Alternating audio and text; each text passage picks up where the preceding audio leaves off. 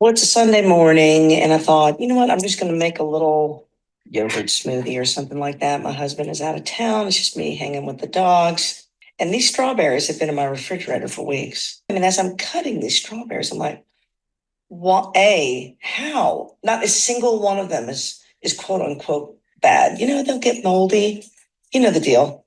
Not a single one. It's strange. And then they're white on the inside. What? How are they white on the inside? So strange. And then I had to do some research. Why would my strawberries be white? It's a little shocking. This is a situation, just so you know. First of all, I did not realize that white strawberries were a thing, but apparently there is a breed of strawberry that's white. And the reason for this is because people who are sensitive to strawberries are sensitive to the compound that turns the strawberry red. So if you've ever seen white specialty strawberries, that's for people who have sensitivities to strawberries, but they can kind of tolerate the white ones, right? So they're specifically bred in this way. Typically, however, they are saying that these white strawberries are white because they were picked prior to being ripe. Okay. And this is a company out of California. It's not an organic. They don't tout to be organic. What turns a strawberry red is exposure to the sunlight, and like that's what ripens them and they turn red. So if you see a strawberry that's red on the outside but white on the inside, they weren't exposed to enough sunlight. And as it turns out, you can ripen a strawberry with something called ethylene oxide. And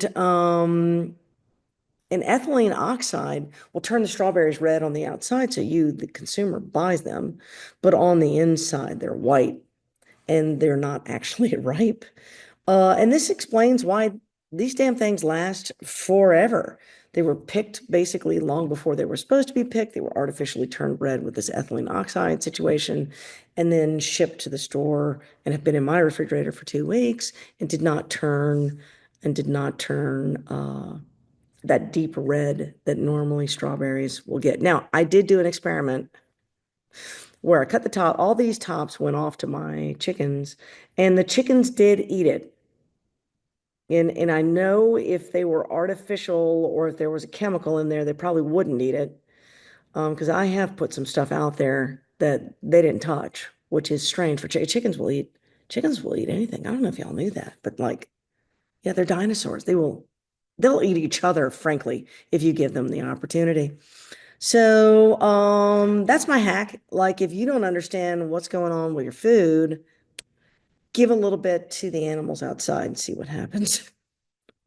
So I don't know if ethylene oxide goes away. Does it stay in the fruit? This is the one thing that I do not know, but I do know that this particular farm, it's been in business for 100 years, it says, is very likely picking these strawberries long before they are ripe and then just bubbling through some gas to turn them red, and that way they last longer on the shelf. I mean, I certainly understand why they did it. I wish they'd be a little bit more transparent with that process, to be honest with you.